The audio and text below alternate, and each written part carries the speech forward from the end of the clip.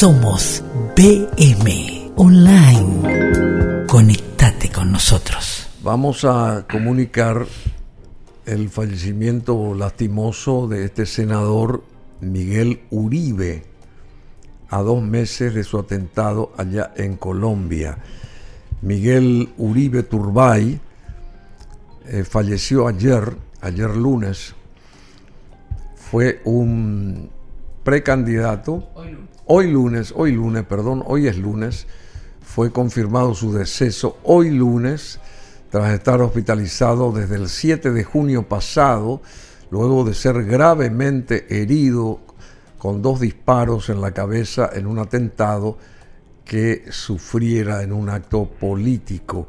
Él perseguía ser presidente, estaba entre los candidatos a presidente de Colombia y llegaron esos tiros. Ahí está el momento en que estaba disertando y llegaron de atrás, creo que 2 tiros. Y bueno, por un milagro continuó con vida, pero con todo el esfuerzo que se hizo médicamente allá en Colombia, hoy nos llega la información que sucumbió, que falleció este señor, Miguel Uribe Turbay. Fue confirmada esta información muy triste de su fallecimiento tras haber estado hospitalizado desde el 7 de junio pasado, luego de ser gravemente herido. Este fue, creo que un tío de él, me parece, de Turbay Ayala, creo que es. A ver si me soplan ustedes ahí, Marcelo. Están poniendo esas imágenes. Turbay Ayala creo que fue presidente de Colombia, y este señor tenía un parentesco con él. Y su abuelo, Julio César Turbay Ayala, fue su abuelo, abogado y expresidente de Colombia.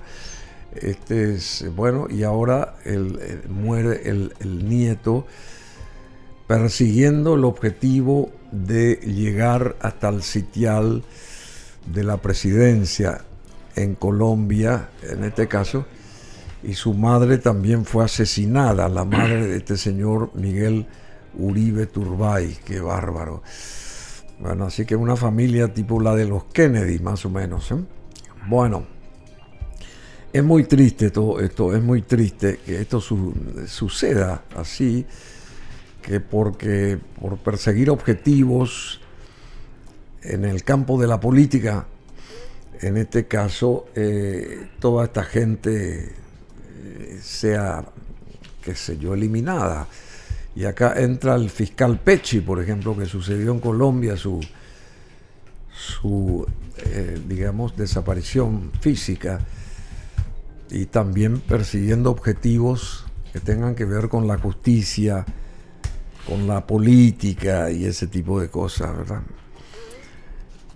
Esto sucede, se está incrementando este tipo de desapariciones, querido Jorge Rolón Luna, y es una pena que sucedan estos hechos. Y acá podemos poner también el claro ejemplo de ese fiscal que estaba tratando de esclarecer todos los pecados de Cristina Fernández de Kirchner y de la familia Kirchner, caso Nisman, y que lo liquidaron, por ejemplo, no hace mucho de esto. Bueno, estamos con el abogado y juez electoral, ex juez electoral, especialista en seguridad ciudadana, derechos humanos y derecho constitucional, el doctor Jorge Rolón Luna, a quien recibimos con un fuerte aplauso. ¿Cómo te va? Gracias. Hace rato no venías por acá. Hace rato que no nos vemos. Estás sí, muy sí. ocupado, muy ocupado. Andamos siempre ocupados. No sé si haciendo algo, pero ocupados. ¿Cómo no vas a hacer? Al menos. Siempre haces mucho vos, siempre haces mucho. Intento. Digamos, más o menos lo que yo desordenadamente estuve, lo que me surgió ahora. ¿Cómo podés hacer un redondeo? ¿Por qué ocurren estos hechos así tan... En el caso de la desaparición física de este señor Miguel Uribe Turbay, que desde el 7 de junio le pegaron 2 balazos en la cabeza, un político que estaba joven, que estaba manifestándose y tratando de llegar a sus objetivos dentro de su campo, y lo neutralizan así directamente por intereses de la política, seguramente, ¿verdad? Bueno, ahí hay que hacer una puntualización sobre el caso particular de Colombia, ¿sí? En 1948, cuando asesinan al candidato y político y líder liberal Jorge Eliezer Gaitán, se produce el famoso Bogotazo, unas tremendas manifestaciones en protesta por el asesinato de este líder progresista que venía denunciando a la oligarquía colombiana que intercambiaba, digamos que, periodos presidenciales para hacer siempre lo mismo. Lo asesinan a él, se produce el Bogotazo y empieza lo que se denominó en su momento el periodo llamado la violencia. Una violencia que prácticamente se expandió por todo el país. Y a partir de ahí, bueno, Colombia empieza a entrar en una espiral de violencia de la cual ya no sale casi hasta hoy día. También Luis Galán, asesinado en 1989, Bernardo Jaramillo en 1990, Carlos Pizarro en 1990. ¿Cómo te acordás de todo esto? Porque yo sigo mucho la política de Colombia. También estoy trabajando, ya te conté, ya hablamos varias veces. Sabes que escribí muchos artículos sobre esto, sobre mi tesis, sobre el tema del sicariato. Y uno de los países que yo analizo para comparar con el caso paraguayo es el caso de Colombia, donde el asesinato por encargo justamente se inicia en esos años de la violencia. Y se utiliza al asesinato por encargo como herramienta para eliminar a enemigos políticos. Asesinatos por encargo. Sicariato. Bueno, y para dar esto de la violencia de la que mencionabas, ahora en Bogotá sucedía esto, una revuelta popular que estalló el 9 de abril de 1948 tras el asesinato del líder político Jorge Eliezer Gaitán. Exacto. Y se desencadena una ola de violencia conocida como la violencia, justamente, y hasta ahora. Y ese Bogotazo, ¿qué particularidad tuvo?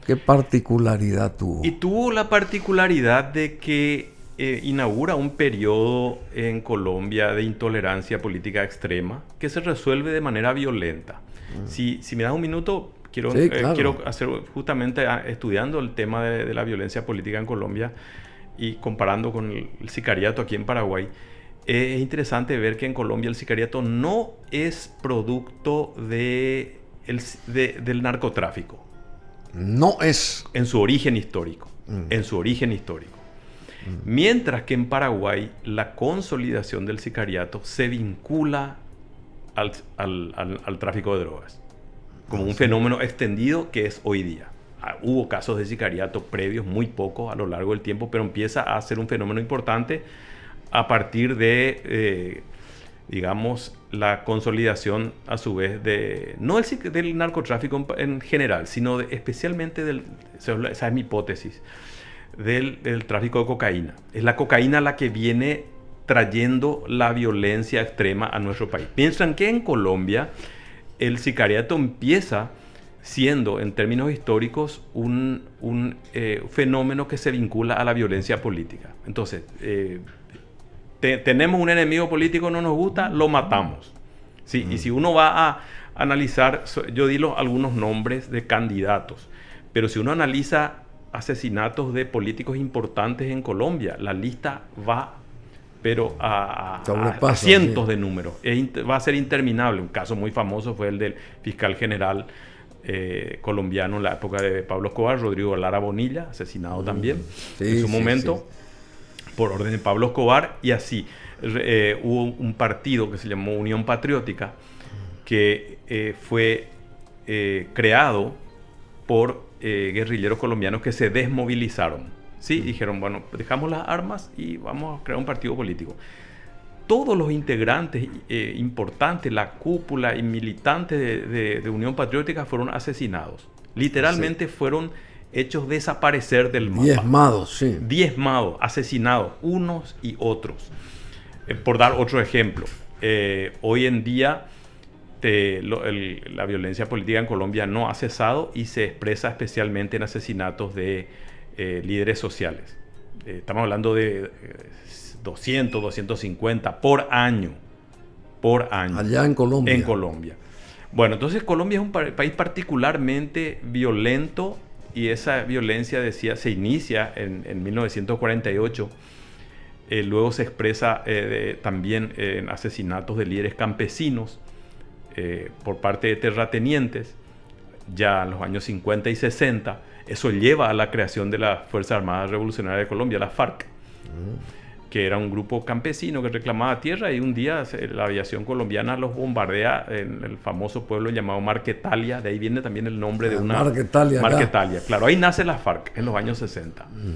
Consecuencia de esa violencia contra los campesinos. Eso no quiere decir que uno justifique ni a la FARC ni a la guerrilla, simplemente explicando ese fenómeno. Y luego el paramilitarismo, del cual el expresidente Uribe, hoy condenado, es uno de los...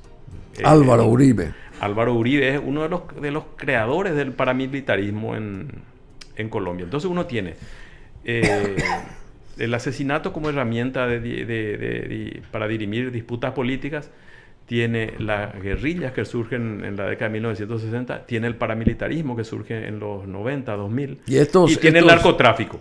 Ojo, entonces... Juntás todo. Juntás todo y tenés un país muy violento. Decime, ¿y este Álvaro Uribe tiene un parentesco con este que falleció, Miguel Uribe, o viceversa? Tengo entendido que no. Uribe es un apellido relativamente común en Colombia.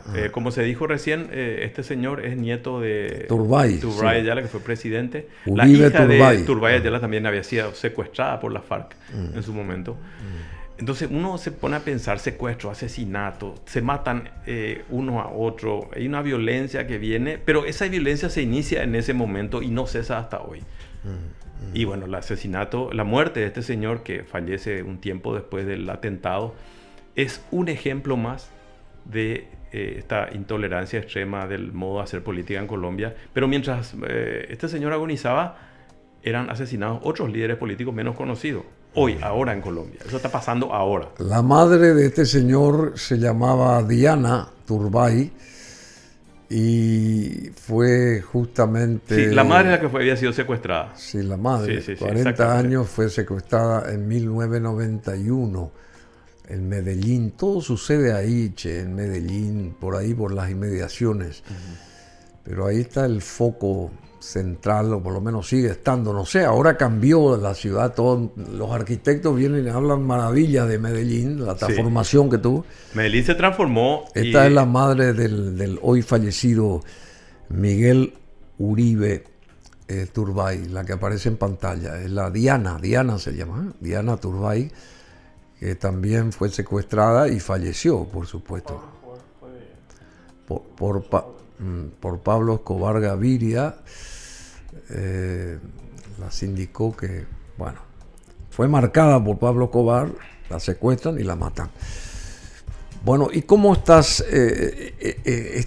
Hay varios temas también, y esto del sicariato continúa en todas partes, ¿verdad? No. ¿Estamos hablando de Paraguay o de Colombia? De Paraguay y de Colombia. No, Colombia es un país con violencia de ese tipo de homicidios endémica y que viene de esos tiempos y que no ha cesado absolutamente.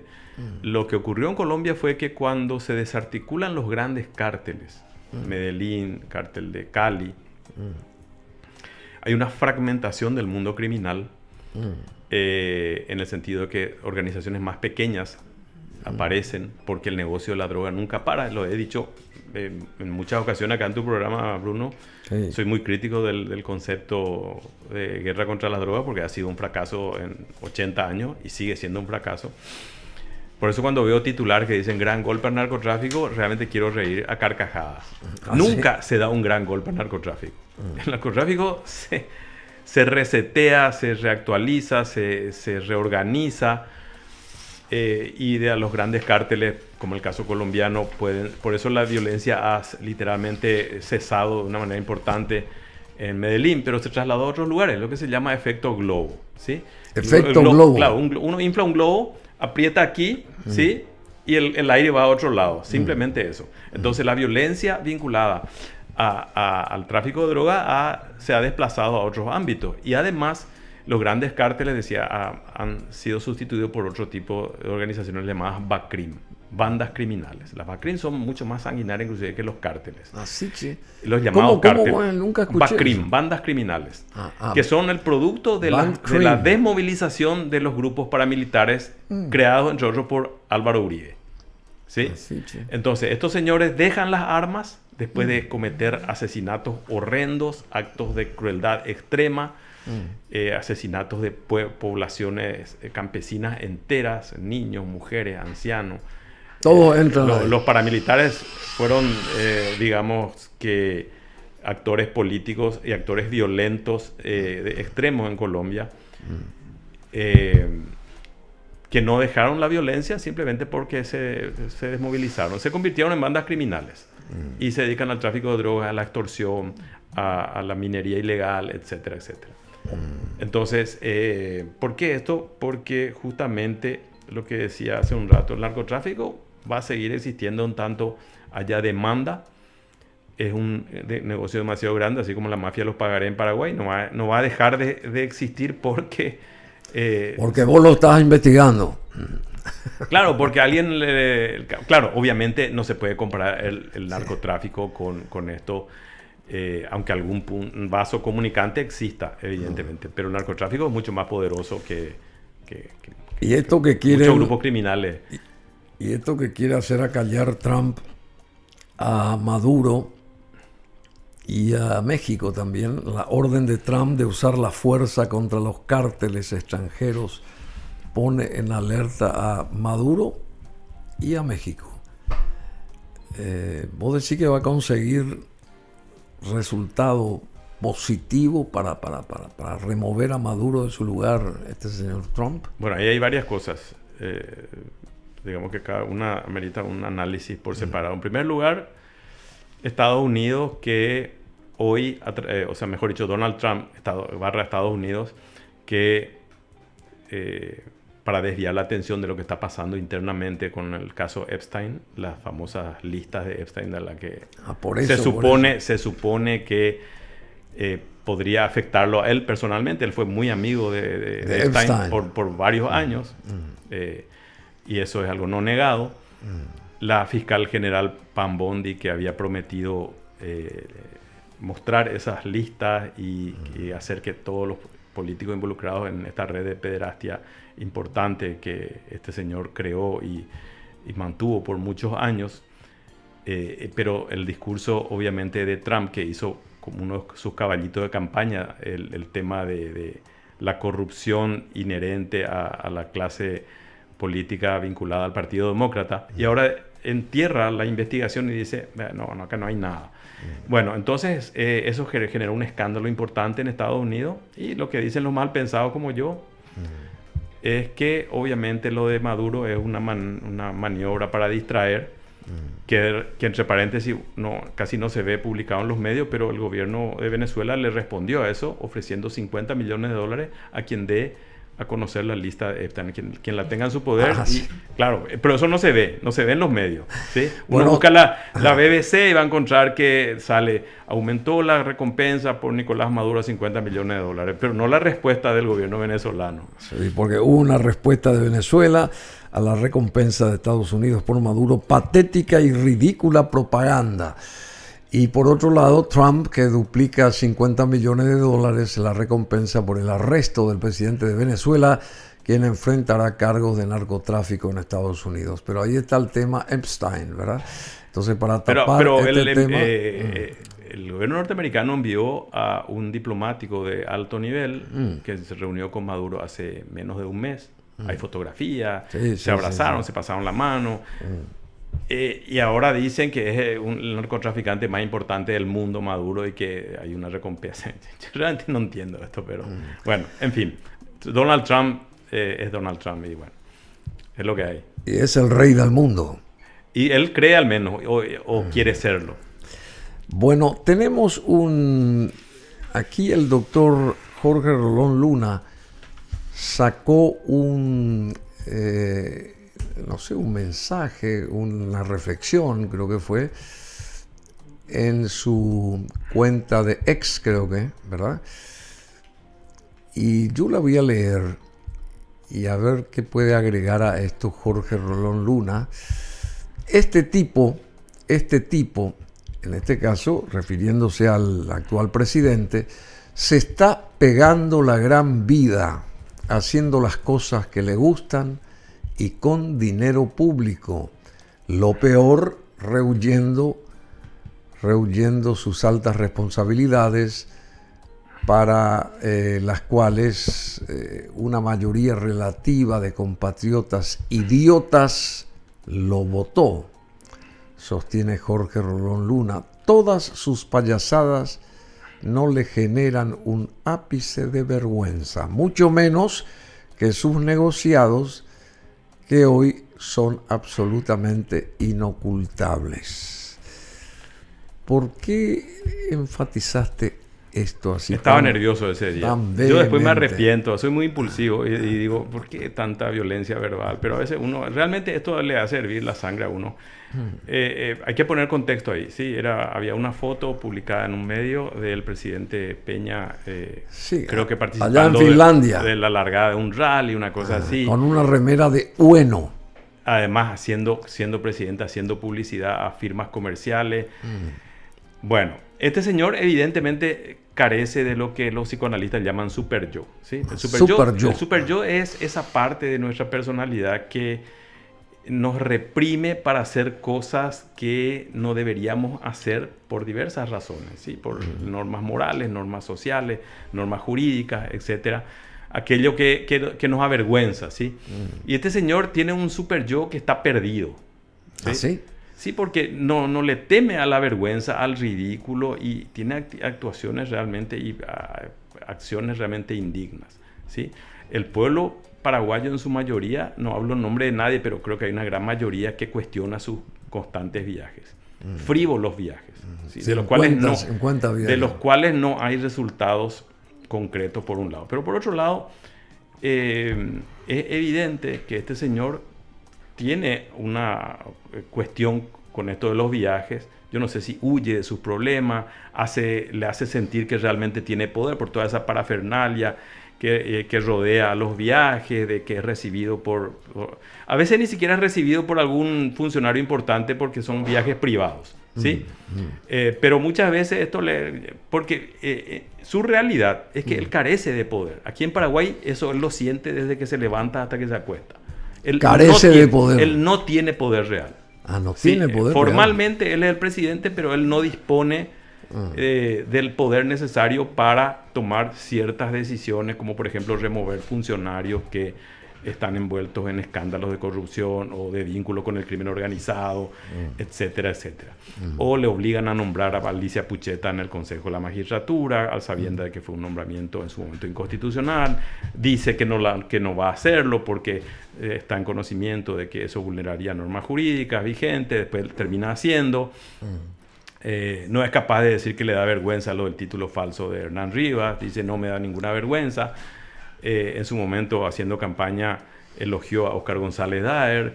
O sea, él carece de ese super yo que es el que nos impide, en términos freudianos, el que nos impide realizar aquello que nos avergüenza, por ejemplo. Puede molestar. Claro, pero hay cosas que uno no hace porque tiene ese freno que viene del inconsciente, digamos, en términos psicoanalíticos. Y este señor carece de eso. Él no medita el accionar que tiene, y más estando en un puesto tan importante. Yo creo que es como un niño al que le dan un juguete y ese juguete representa tanto para él que le impide ser la persona madura y adulta que debería ser. Sí, entonces él se entretiene con los viajes, con todo eso y con los negocios. Hoy su enriquecimiento desproporcionado con su realidad anterior. Hace 10 años Santiago Peña era más pobre que yo. Yo tengo casa propia, por ejemplo. ¿Sí? Y tengo 2 casas más que mi padre me dejó al fallecer hace unos años.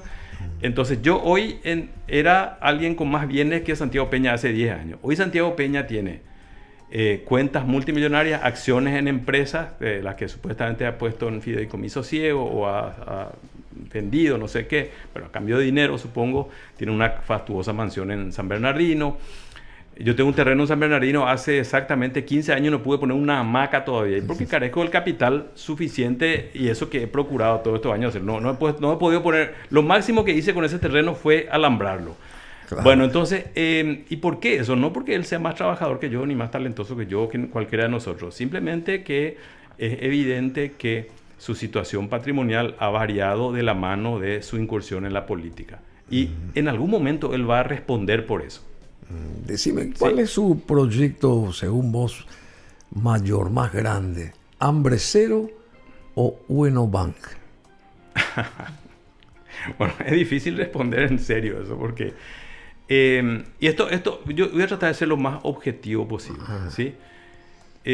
Lo que hemos visto a lo largo de los últimos años de la carrera de Santiago Peña, la carrera pública, es que la cuestión de los negocios y del dinero son demasiado importantes para él. Él no quiere dejar un legado como político. Él no quiere que lo recordemos de aquí a 20, 30 años como alguien que hizo esto o aquello, que enfrentó a mafia. ¿Qué quiere? Y él quiere decir, vuelvo a lo que es mi análisis.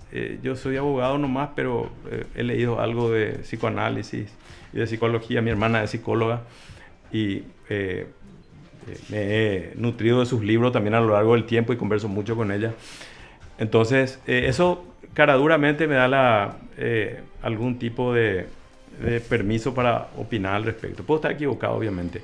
Pero es evidente que existen pulsiones que este señor, impulsos, ¿sí?, que mueven a este señor.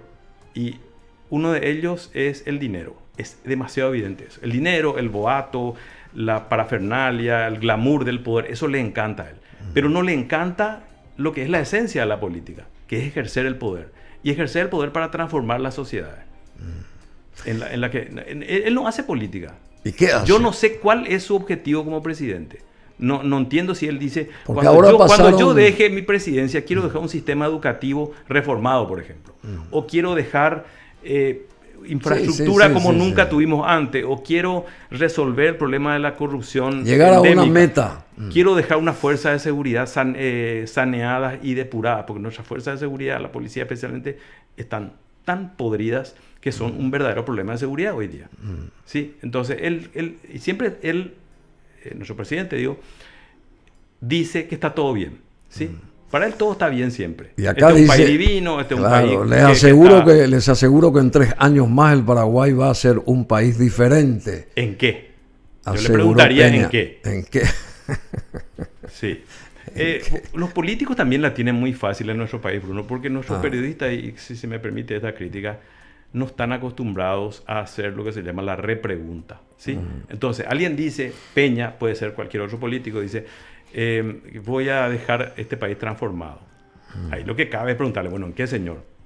¿Y qué está haciendo para esas transformaciones? Porque transformaciones en un país como el nuestro implica también pisar callos, implica enfrentarse con sectores de poder dentro de su propio partido, ¿sí? Dentro del grupo de negocios que lo sostiene. ¿Sí? Bueno, y acá dice, mirando hacia atrás, él y su actual vicepresidente, tenemos muchísimos motivos para sentirnos orgullosos. El programa Hambre Cero, la negociación con Itaipú, dice, que nos ha permitido hacer obras en educación, salud, seguridad, entregar ambulancias, patrulleras, señaló el mandatario Santiago Peña en Coronel Oviedo. En contraste, habló de una situación macroeconómica positiva, pero que no se refleja en lo microeconómico, atendiendo a los altos precios de productos básicos de la canasta familiar, además de otros rubros. Y sostiene, les aseguro, que en 3 años más el Paraguay va a ser un país diferente. ¿Y? Bueno, yo le quiero preguntar en qué va a ser diferente. Hay un economista de cuya amistad disfruto, Víctor Raúl Benítez, dice, tenemos crecimiento del Producto Interno Bruto. Que no quiere ver su heladera vacía. Pero la heladera está vacía, dice. Y la gente no tiene realmente qué comer eso obviamente no le afecta a todos, pero aquellos que sí pueden comer han variado sus hábitos de consumo. El caso de la carne es obviamente un ejemplo importante. Y además, los políticos del partido de Santiago Peña están tan desconectados de la realidad que salen y dicen, bueno, este es un país divino donde la gente... Es remanido el ejemplo, pero vale la pena recordarlo ahora. ¿Sí? Toman café latte, comen cheesecake, compran vinilos, etc. Y creen que porque hay una feria donde se venden vinilos y se toma café de tal marca, porque una porción en términos estadísticos irrelevante de la población hace eso, creen que todo el mundo vive así. A continuación de eso, esta misma persona y su marido, que también es un funcionario con un sueldo del primer mundo, hacen una fiesta en donde una botella de vino cuesta 1.300.000 guaraníes con cientos de invitados. Entonces hay una desconexión tremenda entre estos actores muy cercanos a Santiago Peña, el propio Santiago Peña. Te refería al cumpleaños de la hija de Zacarías Irún. Claro. Bueno, después viene Petengil y dice, lo que el pueblo puede hacer es comer puchero. Los otros cortes son para nosotros. ¿Sí? El resto, que coma puchero, que finalmente está a 10.000, dice. Y no la pega ni siquiera en eso, porque el precio no es de un kilo de puchero no es 10.000. Esto es lo que dijo recién acá nuestra compañera Fiorella Rivarola. Entonces hay un problema de desconexión que también está empujado por Peña, que siempre habla de que todo está bien, todo está perfecto. ¿Sí? Una maravilla. Yo no encuentro declaraciones de él a lo largo de los últimos tiempos, por lo menos de que es presidente. Estos 2 primeros años. Porque... Sí, él está en política hace rato ya, donde él aborde un tema de manera seria. Y lo desmenuce. Y diga cómo es y lo que es. ¿Sí? Él compra aviones Tucano y dice, con esto vamos a terminar con el narcotráfico. Una gran mentira, porque el narcotráfico no se combate con aviones. Estados Unidos tiene la fuerza aérea más importante del mundo, aparte de que tiene una patrulla fronteriza, tiene la DEA, que tiene aviones, helicópteros aviones a reacción, tienes el FBI, que también tiene flotas de aviones, helicópteros. Sin embargo, el flujo de drogas de México hacia Estados Unidos no se detiene. Aumentó. Entonces... que nosotros con unos tucanos que además no son idóneos para eso, no son idóneos porque no funciona así la cosa.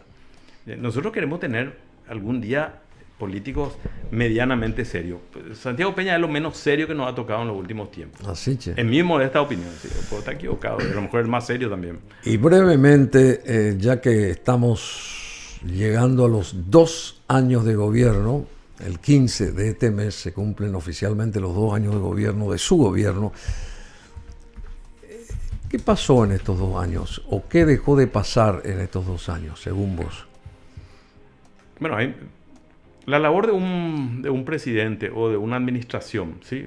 Porque es el presidente, sus ministros, sus colaboradores, debe ser analizada desde distintas perspectivas, ¿sí? Yo puedo hacer muchas obras de infraestructura y decir, he construido puentes, he construido caminos, he hecho esto o aquello. Y decir por eso que tuve un gran gobierno.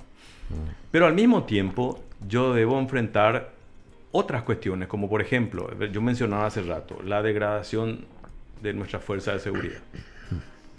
La policía tiene un índice de corrupción altísimo, no pasa una semana sin que haya un policía envuelto en algún evento vinculado a delitos, crímenes violentos, narcotráfico, corrupción, etc. Pero estamos hablando de que semanalmente ocurre eso. Lo digo porque yo llevo la cuenta de eso y tengo una base de datos en la que eso es algo que si uno se pone a mirar, realmente se va a asustar y no va a dormir tranquilo a la noche. ¿Qué se ha hecho para depurar la policía? Nada. ¿Qué ha hecho Santiago Peña a partir de... Voy a dar otro ejemplo vinculado a esto. A partir de la publicidad que cobró todo este asunto de los chats de Lalo Gómez. Ahí hay implicados. Lalo Gómez, sí. Implicados. Policías de alto rango. Ministros. Altos funcionarios de la Senat. Y ministros, dije. Que evidentemente estaban trabajando para este señor, sirviéndole a este señor. No ha hecho un solo cambio vinculado con estas revelaciones tremendas de cómo un personaje importante vinculado al tráfico de drogas y al lavado de activos en Paraguay tenía a su servicio a policía, a fiscales, a jueces, a altos funcionarios y especialmente del mundo, del ámbito de la lucha contra las drogas. ¿Ha hecho algún cambio? Ninguno, cero. Como si no hubiera ocurrido.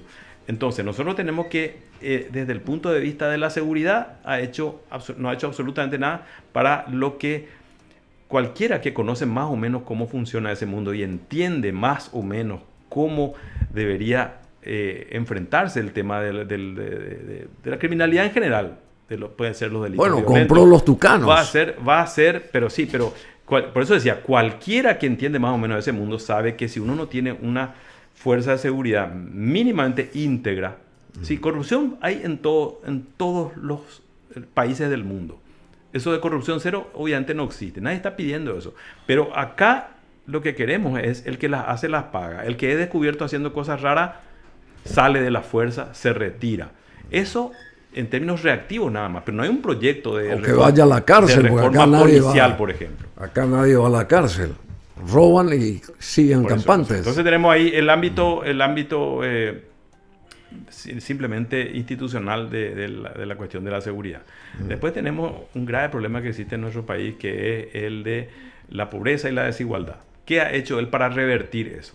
Si él cree que organizando un rally que temporalmente da trabajo a, no sé, a 200 o a 500 personas, se resuelven esos problemas, bueno, evidentemente no entiende cómo funciona la economía. Y él es economista y nos decían que era un economista muy preparado, lo cual yo disputo. Nunca lo escuché decir algo medianamente inteligente sobre lo que es la economía en nuestro país. Y hablo desde fuera del ramo, digamos, yo no soy economista.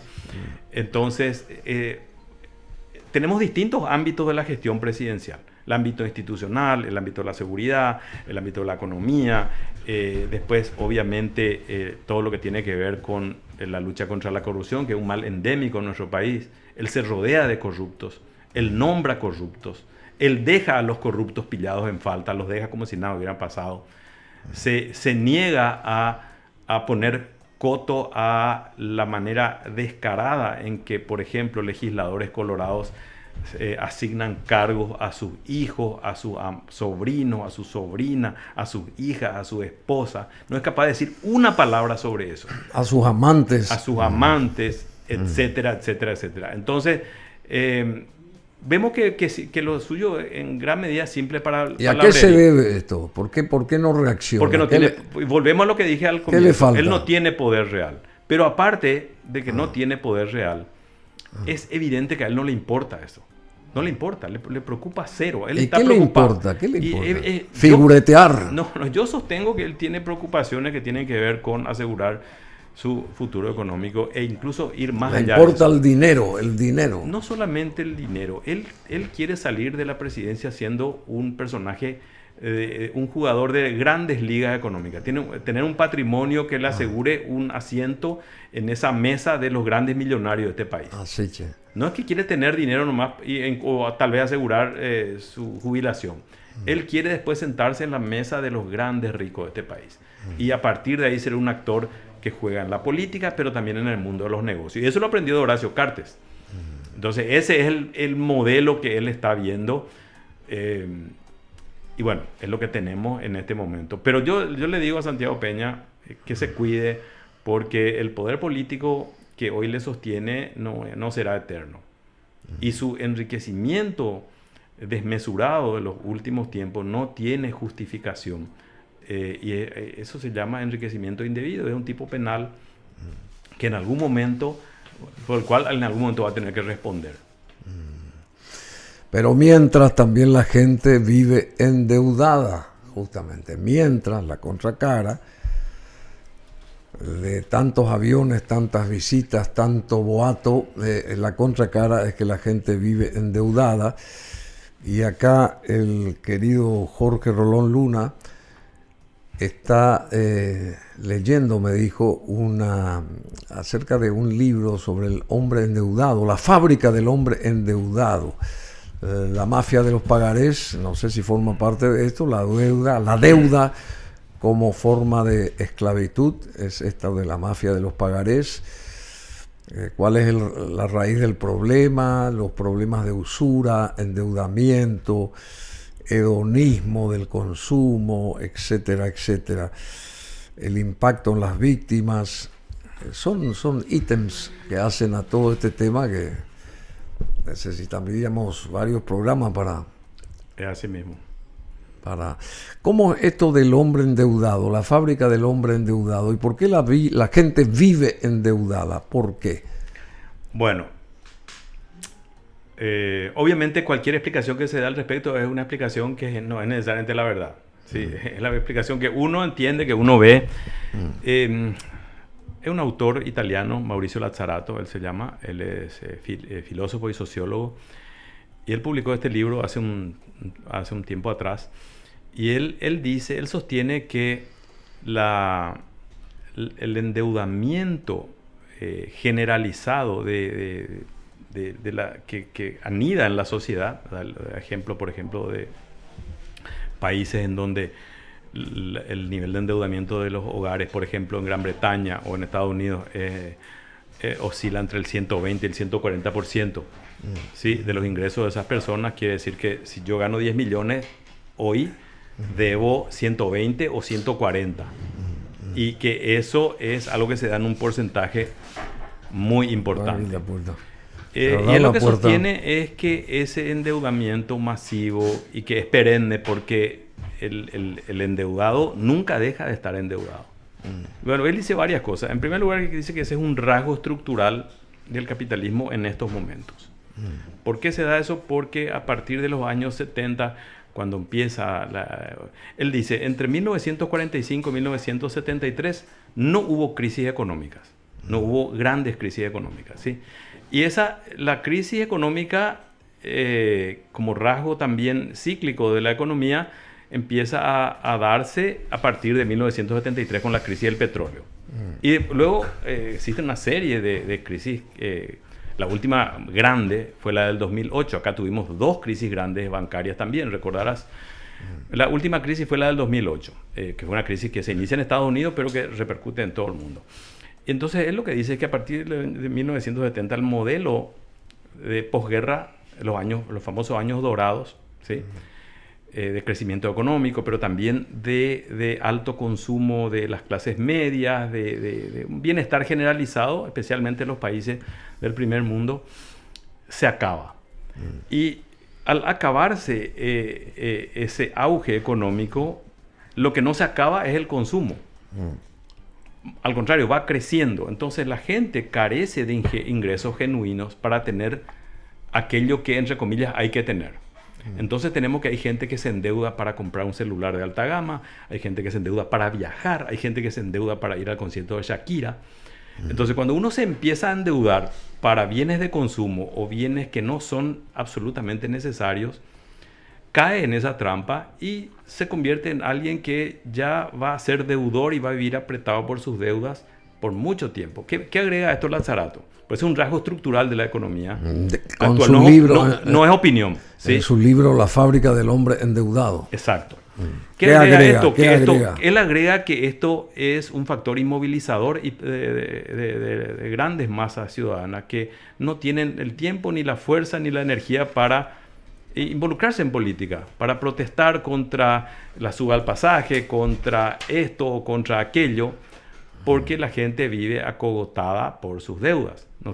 No le sobra fuerza ni energía para participar políticamente. Y eso, yo que vengo trabajando y sobre todo hablando mucho con víctimas de la mafia de los pagarés, le puedo decir que es absolutamente cierto también en nuestro país.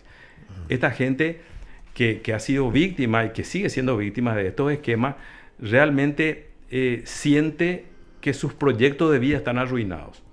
E incluso esto afecta muchas veces la posibilidad de invertir en la educación de sus hijos, en invertir en su salud. Y hay gente que se muere por falta de atención médica porque está acogotada por deudas. ¿Qué energía le va a sobrar? A veces nosotros decimos, ¿por qué la gente no sale a protestar por el transporte público que tenemos en nuestro país, por la corrupción? Porque la gente está acogotada por sus propios problemas y entre ellos que no llega a fin de mes. ¿Sí? Y bueno, también está esa guerra de las tarjetas de crédito. Bueno, y eso es lo que Lazzarato llama la financiarización de la vida ciudadana o de la vida pública. El capitalismo se transforma de ser un capitalismo industrial en un capitalismo financiero. Entonces, es más ventajoso, ¿sí?, dedicarse a trabajar con papel, no producir nada. Se gana mucho más que fabricando tractores o fabricando escobas. Entonces, esa financiarización del capitalismo lleva a esto, dice Lazzarato. Entonces, nosotros vemos que un ejemplo es que justamente hace unos días la gente se quejaba de el Panteón de los Héroes, un tremendo cartel de Bueno ahí enfrente. De Bueno, justamente. ¿Sí? Bueno. Uno quiere ir a un concierto, tiene que tener una tarjeta de crédito. Uno quiere comprar nafta con descuento, tiene que tener una tarjeta de crédito. El problema es que detrás de eso hay una gran trampa que hace que las personas sean deudoras perennes. ¿Por qué en todas partes bueno, che? Bueno, yo quiero matizar eso. Bueno es el malo de la película, ¿sí? Todo el mundo visualiza a Bueno, que se vincula al gobierno, se vincula a Horacio Cartes. Obviamente no nos cae bien Bueno por esa razón. Pero va más allá de Bueno. O a Santiago Peña. Bueno es el árbol que nos impide ver el bosque. Creo que se lo vincula más a Santiago Peña y con ahí, Bueno. Ahí Santiago Peña tiene que explicarnos alguna vez por qué el poder político que su gobierno detenta, no que él detenta, porque él deja pasar, que deja que pasen cosas. Él no impide, él no hace nada al respecto. O mejor dicho, empuja que pasen cosas que a él le convienen. ¿Por qué Bueno se ha capitalizado con fondos públicos de una manera espectacular en los últimos años, especialmente durante su gestión? Porque Bueno se mete en todos los recovecos de la vida pública inclusive. O sea, uno para ir a la expo tenía que tener una aplicación para poder pagar la entrada. Una aplicación de Bueno. Bueno, pero reitero, ese es el árbol. Esto, independientemente de Bueno, está pasando hace mucho tiempo. Está pasando hace mucho tiempo, y es lo que dice Lazzarato. Pero no solamente él, o sea, hay estudios, hay mucho ya escrito sobre este tema, sobre la primacía del capitalismo financiero por sobre otras formas de capitalismo realmente productivo. O sea, el capitalismo se vuelve rentista. La renta es el ingreso que uno obtiene sin fabricar nada. Absolutamente nada. Entonces, es más buen negocio jugar con papeles, apostar a la bolsa, tener un banco, una financiera o ser usurero en Paraguay. Lo que la mafia de los pagarés nos muestra también es lo extendido que está el negocio de la usura en Paraguay. Está muy extendido. Casas que venden electrodomésticos en realidad tienen un negocio que está oculto. Son fachadas simplemente. Porque el negocio es financiero, no es vender la licuadora. Es los intereses que yo te voy a cobrar una y otra vez. Porque después esos pagarés se venden, por más que la deuda haya sido pagada. Y eso está demostrado hoy día. Entonces el negocio es tener a la persona sometida a estos esquemas de usura permanente por años. ¿Y cuándo va a ser? Y la licuadora quedó atrás y la licuadora ya se descompuso y ya no funciona más. ¿Y cuándo va a ser Paraguay bueno directamente? Bueno, reitero. En vez de la geografía de Paraguay, es la cara nomás. visible de esto. Y obviamente, la invisible, ¿cuál es? Bueno, que es todo el sistema financiero. Sí. Detrás de estos esquemas de la mafia de los pagarés, yo tuve una audiencia pública a la que me invitaron y donde ya fueron quienes están detrás de este negocio, los que muestran la cara, los que no dan la cara, los que están detrás y no quieren que se sepa, etc. Y hubo una gran discusión ahí, porque, por ejemplo, los representantes de las empresas financieras dijeron, no, paren ya con esto, no puede ser, se está hablando de suspender los embargos, una locura. Salió gente de representantes del mundo de cooperativas también a cuestionar lo que se estaba haciendo, que en realidad es en defensa de estos deudores acogotados por estos esquemas. Y te doy otro ejemplo de lo que te estoy diciendo. Y eso hay estudios estadísticos que demuestran claramente que lo que estoy diciendo es así. Reitero, no es opinión. Las cooperativas en Paraguay se transformaron de ser cooperativas de consumo, cooperativas de producción, y hoy creo que el 90% de las cooperativas, por ahí anda el porcentaje, de las cooperativas en Paraguay son cooperativas de crédito. El negocio es financiero. O sea, todos siguen la misma línea. Es financiero. Entonces, cuando eso ocurre, ciertos aspectos de nuestra economía, como por ejemplo que el 70% del mercado de trabajo sea informal, no se van a resolver nunca. Porque nosotros no estamos apostando a una política de creación de empleo genuino, ¿sí? Lo que existe es negocio financiero, especulación y crimen organizado. Obviamente, por sobre eso, planea también la producción del gran rubro en nuestro país, que es la soja. Pero ningún país, y eso yo he discutido una y mil veces, y no me pueden demostrar que sea lo contrario, ningún país se ha desarrollado y ha alcanzado altos niveles de desarrollo social y económico vendiendo productos agrícolas. ¿Sí? No, pues la soja genera entrada de divisas, la soja esto, la soja aquello, la soja... Pero ningún país en el mundo se volvió un país del primer mundo, digamos, hace lo que el economista Karl Polanyi llamó en su momento el gran salto, vendiendo carne, vendiendo maíz, vendiendo trigo, vendiendo algodón o lo que fuere. ¿Y cómo sale la gente de su endeudamiento, digamos, así como están las cosas? Y mucha gente no sale. Y he estado en contacto directo con estas personas. Y las historias que cuentan son realmente desgarradoras. Desde que yo empecé a denunciar esto, mi teléfono no para. Recibo decenas y centenas de mensajes. Y obviamente yo tengo que vivir también, tengo que hacer mis cosas, tengo que tener mi propia vida. Y uno no existe una capacidad de asesoría jurídica gratuita, por ejemplo. De hecho, a través de las gestiones que se realizan por esta comisión que se creó, donde que preside Rafael Filisola, se empezó a, entre comillas, presionar a la defensa pública para que se ocupe de estos casos. ¿Y el defensor público se ocupa o no? Bueno, nosotros tenemos el Ministerio de la Defensa Pública, ¿sí? Que tiene un defensor general, y tenemos la Defensoría del Pueblo. Estas dos instituciones, así como la Secretaría de Defensa del Consumidor, todos estos años ¿funcionan o no? Miraban al suelo, a cualquier lado, pero no se ocuparon de estos temas. Empieza esto a saltar, siguen sin ocuparse hasta que se le... Recuerdo que yo firmé una denuncia junto con unos senadores donde le decimos al defensor del pueblo, bueno, haga algo, muévase. Al día siguiente él presenta una nota y le reclama a la Corte Suprema de Justicia esto y aquello. Empiezan, nosotros le sugerimos en esa denuncia, le dijimos, cree un registro de deudores, que la gente diga, este es mi nombre, esta es la empresa que me está descontando, diga si es que hay una demanda judicial, cosas básicas. Eso es básico. Pero nadie nunca se movió por esto, porque a nadie le importa y porque hay intereses muy poderosos detrás también.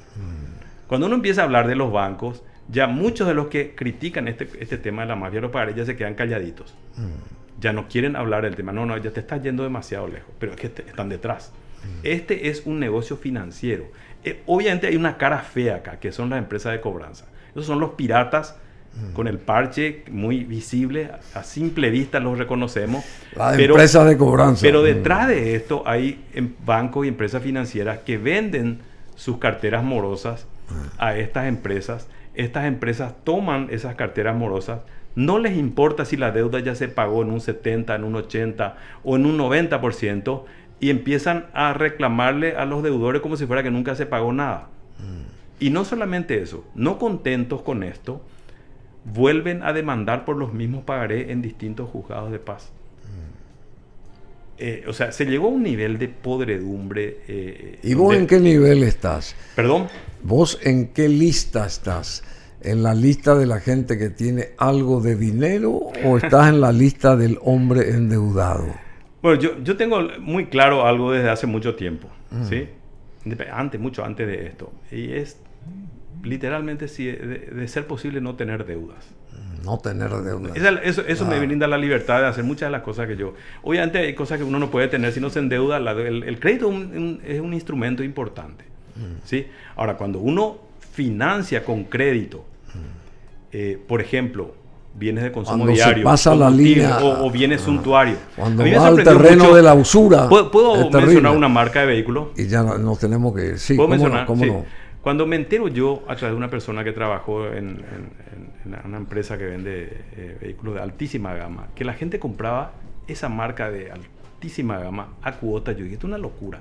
¿Cómo uno va a comprar un vehículo de alta gama a cuota? Si uno tiene dinero, lo compra al contado. O sea, uno compra a cuotas cuando tiene la necesidad de tener un vehículo de esos llamados chileré, porque el sistema de transporte público es una vergüenza en Paraguay. Entonces, una necesidad de tener un vehículo. Pues entonces, se financian cosas que no deberían financiarse a través del crédito. Y ahí se cae en la trampa del hombre endeudado. La fábrica del hombre endeudado. ¿Cómo se llama el autor del libro? Mauricio Lazzarato. Muchísimas gracias, querido Jorge Rolón Luna. Un aplauso para él de vuelta. Siempre informado, siempre investigando y siempre endeudado. Quiero decir, no está endeudado. Y que siempre está con la foja cero, bueno, para continuar, para dar el siguiente paso. Te felicitamos, querido Jorge Rolón Luna, por todas las investigaciones, por todo lo que ofrece a la ciudadanía. Somos BM Online. Conectate con nosotros.